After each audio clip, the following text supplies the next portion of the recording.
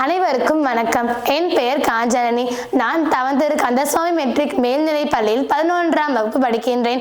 நான் இன்று அன்றாட வாழ்வில் அறிவியல் செயல்பாடுகள் பற்றி பேச வந்துள்ளேன். தேசிய அறிவியல் தினத்தை முன்னிட்டு மாணவர்கள் மற்றும் கல்லூரிகள் போன்ற பல நிறுவனங்களால் நிகழ்ச்சிகள் நடத்தப்படுகின்றன. மக்களின் அன்றாட வாழ்வில் அறிவியல் பயன்பாட்டின் முக்கியத்துவம் குறித்த செய்திகளை பரப்புவதற்காக தேசிய அறிவியல் தினம் கொண்டாடப்படுகிறது.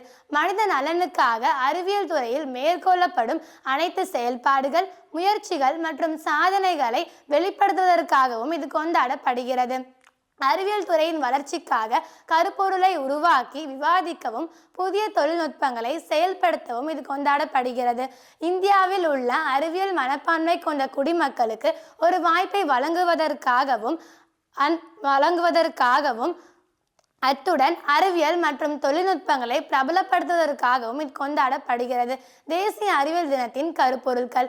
1999ஆம் ஆண்டின் கருப்பொருள் மாறி வரும் நமது பூமி என்பதாகும். 2000ஆம் ஆண்டின் கருப்பொருள் அடிப்படை அறிவியலில் மீண்டும் ஆர்வத்தை உருவாக்குதல் என்பதாகும். 2001ஆம் ஆண்டின் கருப்பொருள் அறிவியல் கல்விக்கான தகவல் தொழில்நுட்பம் என்பதாகும். 2002ஆம் ஆண்டின் கருப்பொருள் கழிவிலிருந்து செல்வம் என்பதாகும். 2003ஆம் ஆண்டின் கருப்பொருள் DNA-விலிருந்து 50 ஆண்டுகள் மற்றும் IVF-லிருந்து 25 ஆண்டுகள் வாழ்வின் வரைபடம் என்பதாகும். 2004ஆம் ஆண்டின் கருப்பொருள் சமூகத்தில் அறிவியல் விழிப்புணர்வை ஊக்குவித்தல் என்பதாகும். 2005ஆம் ஆண்டின் கருப்பொருள் இயற்பியலை கொண்டாடுதல் என்பதாகும். 2006ஆம் ஆண்டின் கருப்பொருள் நமது எதிர்காலத்திற்காக இயற்கையை பேணுவோம் என்பதாகும்.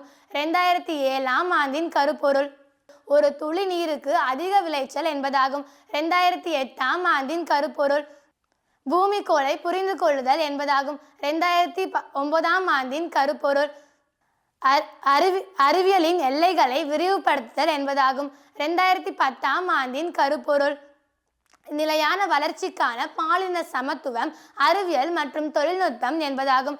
2011ஆம் ஆண்டின் கருப்பொருள் அன்றாட வாழ்வில் வேதியியல் என்பதாகும். 2012ஆம் ஆண்டின் கருப்பொருள் தூய்மையான எரிசக்தி விருப்பங்கள் மற்றும் அணுசக்தி பாதுகாப்பு ஆகும். 2013ஆம் ஆண்டின் கருப்பொருள் மரபணு மாற்றப்பட்ட பயிர்கள் மற்றும் உணவு பாதுகாப்பு என்பதாகும்.